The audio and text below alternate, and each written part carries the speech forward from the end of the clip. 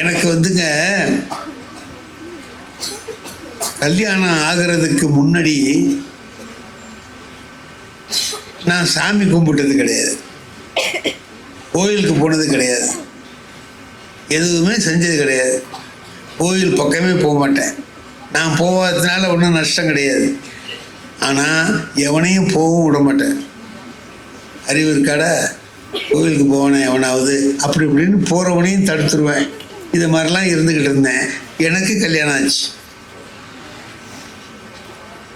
கல்யாணம் ஆனவுடனே என்ன செய்வாங்கன்னா, கோயிலுக்கு அழைச்சிட்டு போவாங்க.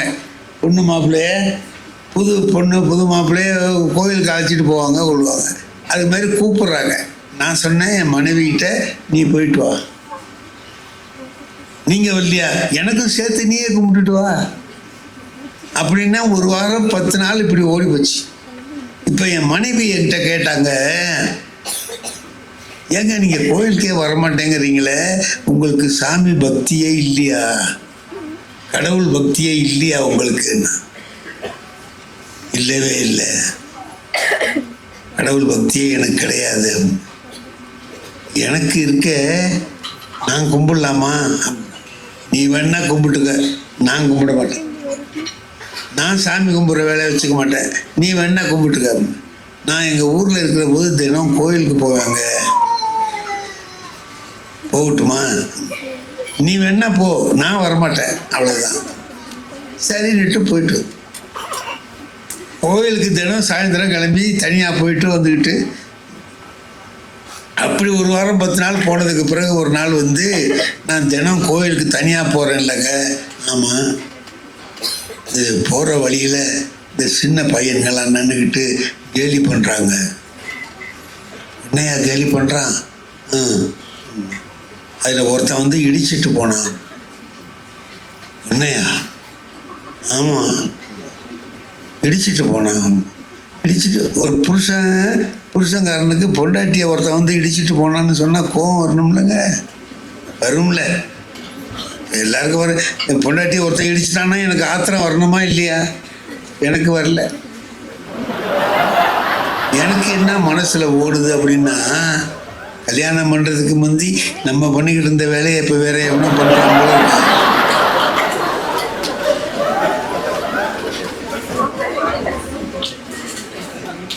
திருவள்ளுவர் கரெக்டு தான் சொல்லியிருக்கிறார், சரியாக சொல்லியிருக்கிறார். பிறருக்கு இன்னா முற்பகல் செய்யின், தமக்கு இன்னா பிற்பகல் தானே வரும். தானே வருங்கிறது இதில் ரொம்ப முக்கியம்.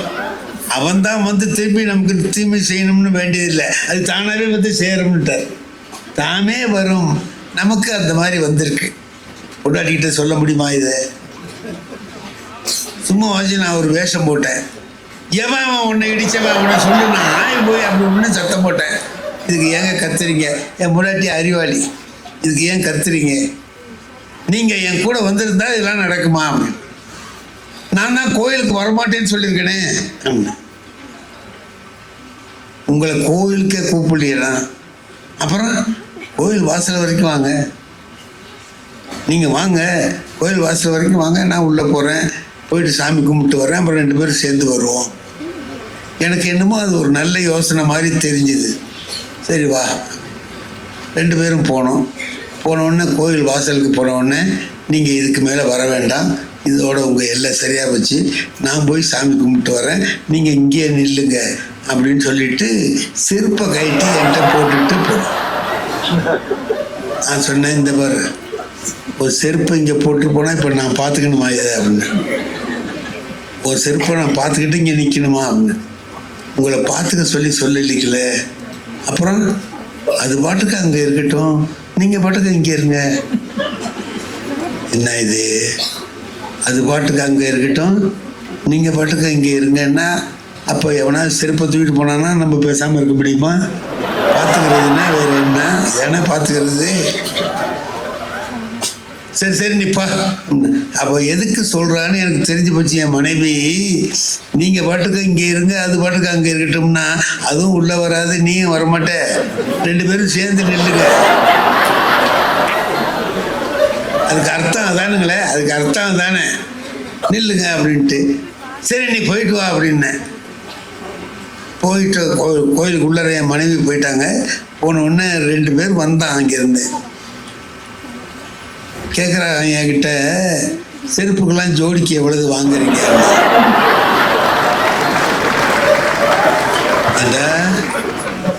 என்னை பார்த்தா செருப்பு பார்த்துக்கிற ஆள் மாரி தெரியுதா உனக்கு? அதான் பார்த்துட்டு இருக்கே ஐயா. போயா, நானே ஆத்திரத்தோடு நின்றுருக்கேன், நீ வந்து ஆத்திரத்துக்காக போயா அப்படின்னு. போகும்போது அவனு 2 பேரும் பேசிட்டு போகிறான். பொம்பளை செருப்புனா பார்த்துக்குவாரு போல இருக்கு.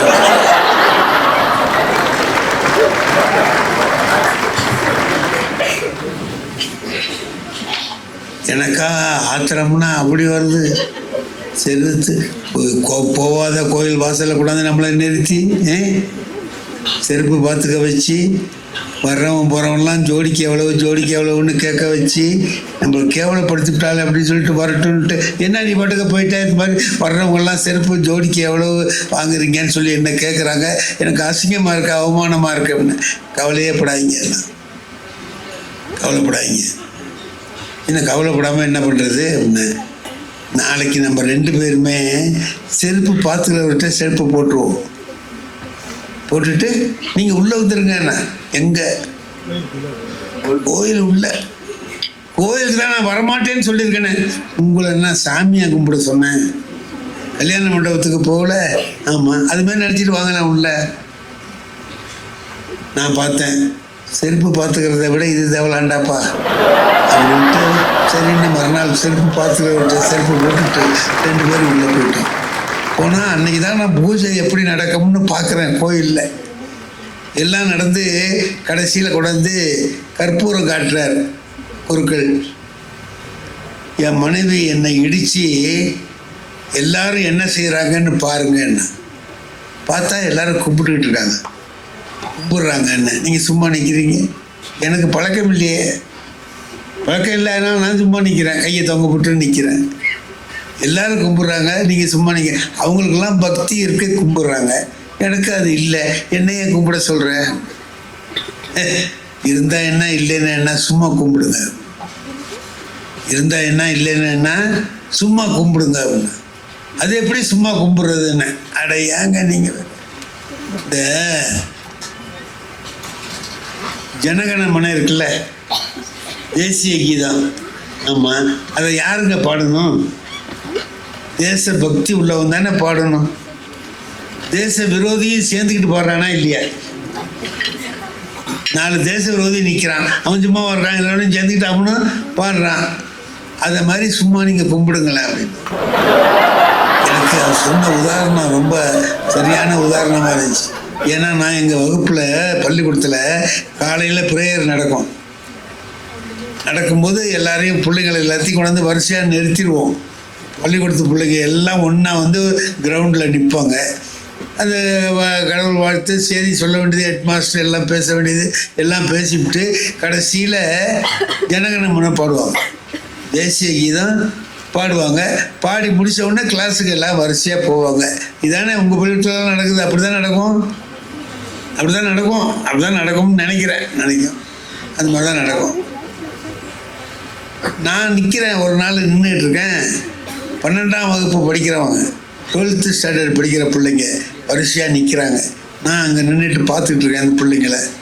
அதில் ஒருத்தன் ஜனகணமன பாடும்போது அவனுக்கு பாடவே தெரியலங்க, பாட்டே தெரியல, ஆனால் பாடுறான். எப்படா பாடுறான்னு பார்த்தா கண்ண கண்ண கண்ண கண்ண கண்ண கண கணன்னே பாட்டு பூரா பாடுறான். கண்ண கண்ண மன அதிநாய அதெல்லாம் சொல்ல மாட்டேங்கிறான். கண்ண கண்ண கண்ண கண்ண கண்ண அதுக்கு தகுந்த மாதிரி ஏற்றி இறக்கி பாடுறான். கண்ண கண்ண கண்ண கண்ண கண்ண கண்ண கடைசியில் ஜெயகே ஜெயகேன்னு வரும்போது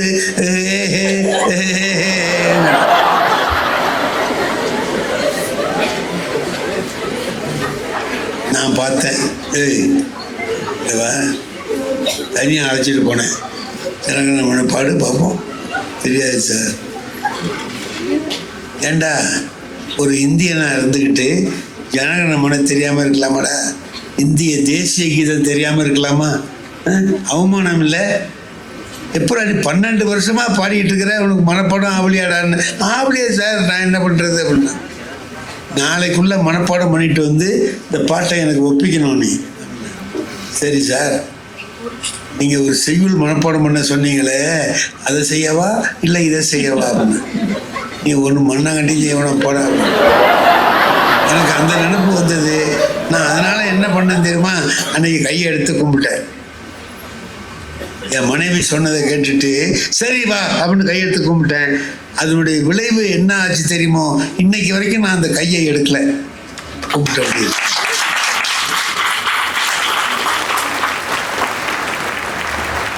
அதனால நான் அடைந்த லாபம் என்ன தெரியுமா, சாமி கும்பிட்டதே இல்லை.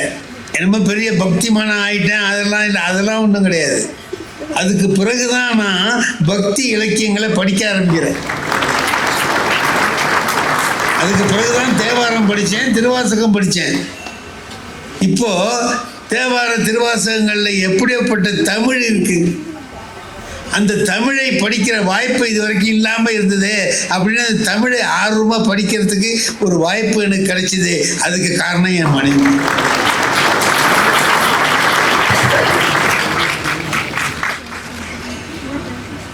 நாடகத்தால் உன் அடியார் போல் நடித்து நான் நடுவே வீடகத்தே புகுந்திடுவான் மிகப்பெரிதும் பிறகின்றேன் ஆடகச்சீர் மணிக்குன்றே இடையரா அன்பு உனக்கு என் ஊடகத்தை நின்று உருக தந்தருள் எம் உடையானேங்கிறது ஒரு திருவாசகம். மாணிக்க வாசகர் பாடுறார். அதில் என்ன சொல்றாருன்னா, எப்பா நான் உங்ககிட்ட கடவுள் பக்தி உள்ளவன் மாதிரி சும்மா கும்பிட்டு வேஷம் போட்டுட்டு கேட்டாங்கிறார். நாடகத்தால் உன் அடியார் போல் நடித்து, உன் அடியார் மாதிரி நடிக்கிறேன்னா இந்த கடவுள் நடிப்பை உண்மையான அன்பா மாத்துப்பா அப்படின்னு கேட்டுக்கிறார். அவர் கேட்டார், நான் கேட்கல, அது உண்மையான அன்பாவே மாறிடுச்சு. இறைவன் தானாகவே எனக்கு அருள் செய்யும். வாழ்க்கையில கணவன் மனைவி 2 பேரும் சேர்ந்து வாழ்கிற வாழ்க்கையில இன்பமும் உண்டு துன்பமும் உண்டுன்னு நான் சொன்னேன் இல்லையா. இது எவ்வளவு பெரிய இன்பம். என்னுடைய பாதையை அப்படியே மாற்றி கொண்டு வந்து மடை மாற்றி ஒரு சரியான வழியில திருப்பி விடுவதுங்கிறது இருக்க, அது எனக்கு கிடைச்ச ஒரு பெரிய பெருமை இல்லையா. இது யாரால கிடைச்சது?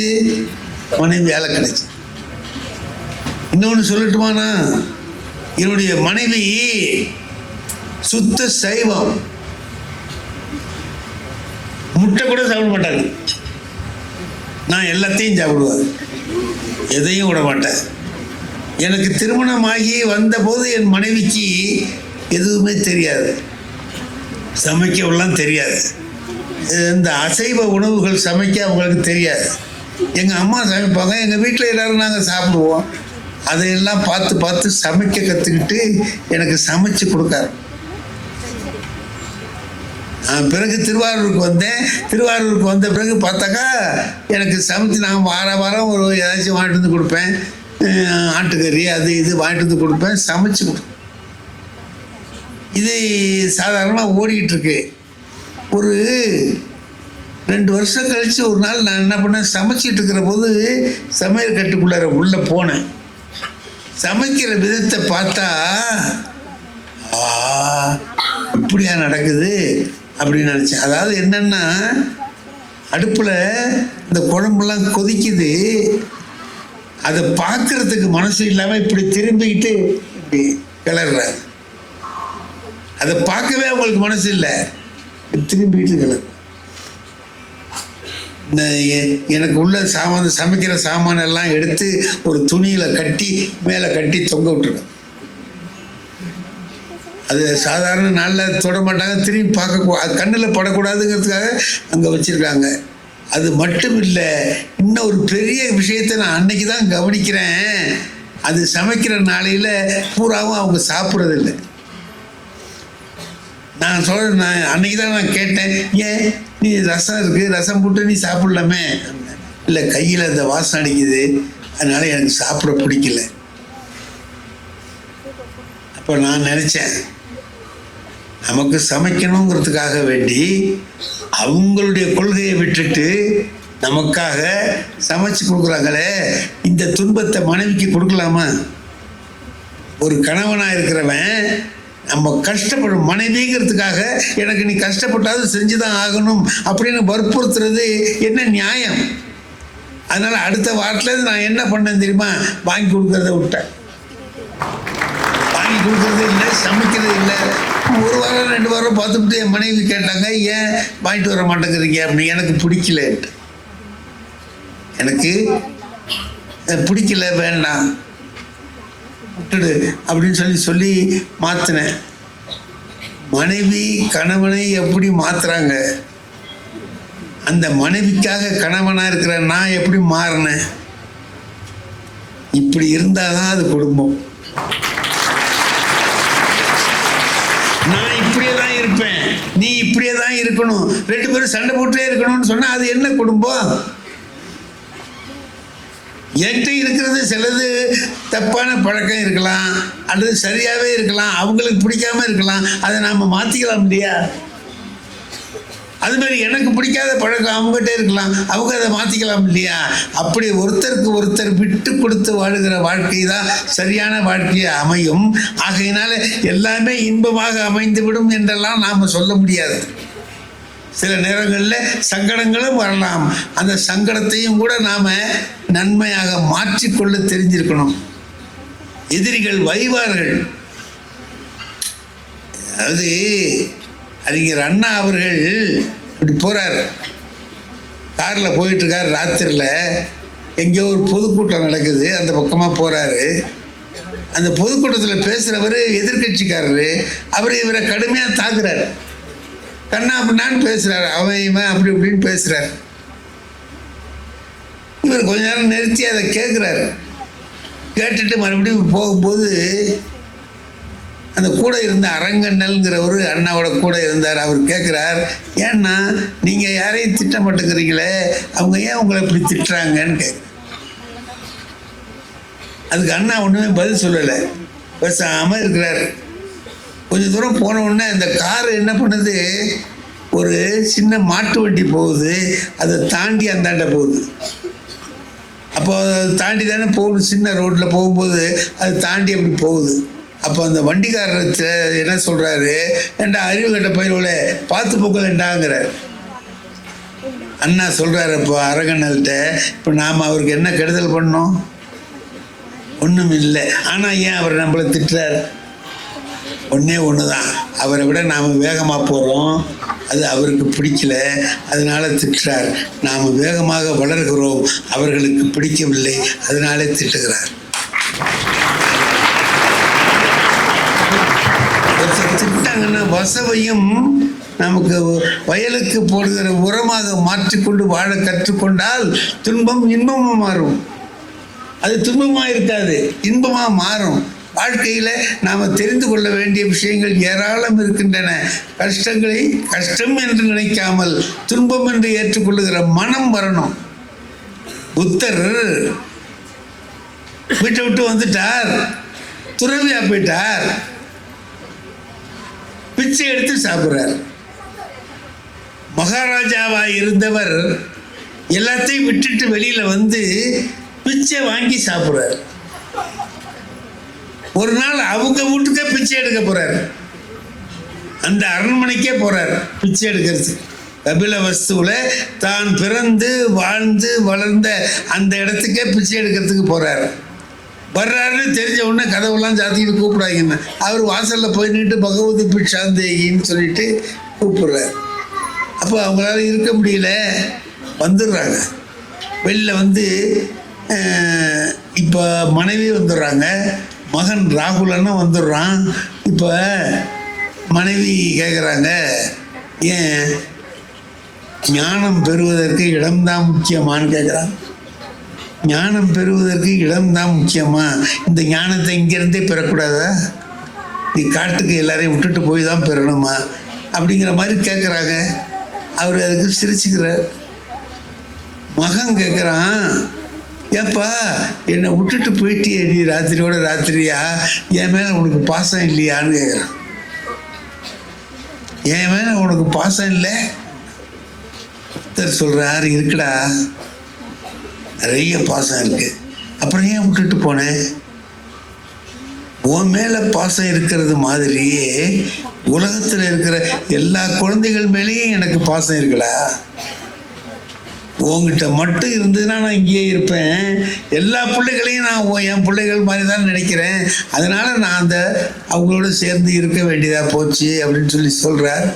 அதுதான் என் பிள்ளைய மட்டும் ஒஸ்தி, மற்ற பிள்ளைகளாம் மட்டும் பிள்ளைங்க அடிச்சுக்குவானுவோ பார்த்துருக்கீங்களா? நம்ம வீட்டு பிள்ளைங்க எய்த்து வீட்டு பிள்ளைங்க சண்டை போட்டுக்குவானுவோம். நம்ம வீட்டு பையன் அவனை அடிச்சிருவான். நம்ம அம்மா என்ன பண்ணுவா தெரியுமா? ஏன்டா அவனை அடிச்சு புள்ளப்பட உள்ளப்பட, இப்போ போகாத, கொஞ்ச நேரத்துக்கு திரும்ப போனீங்கன்னா ஒன்று அவன் அடிப்பான், சும்மா இரு அப்படின்னா. சாயந்தரம் போகிறான்ல, அப்போ அவன் அடிப்பான்ல, அப்போ அவன் 2 அடி அடிப்பான். அப்போ இந்த அம்மா என்ன சொல்லுவா தெரியுமா? ஏன்டா இப்படி அடிக்கிற, அவன் கையில் கட்டைய வச்ச அப்படின்னு சொல்கிறாளே. அவன் அடித்த போது சும்மா இருந்தில்ல, உன் பிள்ளைய அடிக்கிறான்னு உனக்கு இவ்வளவு கோபம் வருது இல்லை? அதுக்கு என்ன காரணம்? அதுக்கு என்ன காரணம்? என் பிள்ளை மேலே இருக்கிற பாசம் எய்த்த விட்டு பிள்ளை மேலே இல்லைங்களா? அதனால தானே வீட்டில் இந்த குழந்தைகளை எல்லாம் வளர்க்கிற போது ஒன்று பார்த்தீங்கன்னா, தாயார் ரொம்ப அன்பாக வளர்ப்பாங்க, அப்பா அறிவோடு வளர்ப்பார், அடிப்பார். இப்போ இவர் கண்டிக்கிற போது அம்மாவுக்கு இருக்கிறவங்க என்ன செய்யணும்? ஒத்துழைக்கணும். 8 மார்க் வாங்கிட்டு போயிருக்கிறான் கணக்கில், அப்பா திட்டுறார், அறிவு கட்ட பையலே 8 மார்க் வாங்கியிருக்கிய, நீ உருப்பிடுவியாடா அப்படி இப்படின்ட்டு அடிக்க போகிறார். இந்த அம்மா என்ன செய்யணும்? சரிதான், நல்லது செய்கிறதான், அப்பா சொல்கிறத கேளுடா அப்படின்னு சொல்லணும். அப்படி சொல்ல மாட்டாங்க. ஏன் பிள்ளைய திட்டுறீங்க? இந்த தெருவில் எல்லா பையலும் 8 மார்க் தான் வாங்கியிருக்கான், எல்லா பையலும் 8 மார்க் வாங்கியிருக்கான்னு நீ போய் பார்த்தியா? சும்மா சொல்கிறது, பிள்ளைய காப்பாற்றுறதுக்காக சொல்கிறது. இன்னும் சில பொண்ணுங்கள் என்ன செய்வாங்க? சும்மா இருங்க, நீங்கள் படிக்கிற போது 6 தானே வாங்கினீங்க அம்மா. அவன் 6 வாங்கினது எப்படி அவளுக்கு தெரியும்? சில சமயத்தில் இவனாவே உளருவான். ஆம்பளை எப்போ உளர்றான்னு தெரியாது. சில சமயத்தில் உளர்ற போது சொல்லி தொலைச்சிருவான். நான் அந்த காலத்தில் 6 மார்க் தான் வாங்கினேன், அதை ஏன் அவள்கிட்ட போய் சொல்கிற நீ? இப்போ சமயம் வரும்போது அந்த மனைவி எடுத்து அதை பயன்படுத்துவா. நீ 6 தானே வாங்கினேன், உன்னை விட 2 மார்க் கூட வாங்கியிருக்கான். இவன் மாமா இவனை விட 2 மார்க் கூட வாங்குவான். அந்த மாதிரி இல்லாமல் ஒருவரை ஒருவர் புரிந்து கொண்டு வாழ்க்கையை இன்பமயமாக ஆக்குகிற போது, பிறந்த இடமும் சரி, கல்வி பயிலுகிற இடமும் சரி, அலுவல் பார்க்கிற அலுவலகமும் சரி, நம்முடைய குடும்பமும் சரி, எல்லாமே நல்லா இருக்கும். எல்லாமே நல்லா இருக்கும். எந்த வகையிலும் கெடுதலாக மாறாது. ஒருத்தருக்கு ஒன்று தெரியும், ஒருத்தருக்கு ஒன்று தெரியாது. மனைவிக்கு ஒன்று தெரிஞ்சிருக்கும், கணவனுக்கு அது தெரியாது. கணவனுக்கு தெரிஞ்சது மனைவிக்கு சில சமயத்தில் தெரியாமல் இருக்கும். அதுக்காக ஒருத்தர் குறை சொல்லாமல் 2 பேரும் கலந்து பேசி வாழுகிற வாழ்க்கையை வாழுகிற பொழுது எல்லாமே இன்பமயமாக வரும் என்பதை சொல்லி அருமையாக கேட்ட உங்கள் எல்லோருக்கும் என்னுடைய உளமார்ந்த மனமார்ந்த நன்றியையும் வணக்கத்தையும் தெரிவித்து விடைபெறுகிறேன். நன்றி, வணக்கம்.